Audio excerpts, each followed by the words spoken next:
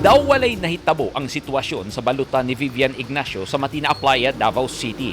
Sanglit sirado pa kini kaganyang buntag kay alas 2 sa hapon na magsugod ang iyang negosyo hangtod gabii.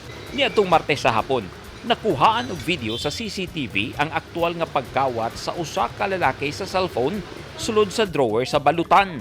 Makita sa video ang usa ka babae nga nanghinlo sa refrigerator pero taod-taod mibiya og misulod sa kusina. Dinhi na nakatiyempo ang lalaki nga nakasuot og itong mga face mask nga naniid pa sa palibot og pasimple lang niining gikuot ang cellphone sulod sa drawer ug dayon sibat. Iyaha sa tindera ang cellphone nga nagkantidad og 9,000 pesos. Sumala ni Vivian, napablatter na ngadto sa Talomo Police Station ang pagpangawat. Sumala pa ni Vivian na ilhan na ang suspect o ginasubay na sa mga pulis ang panghitabo.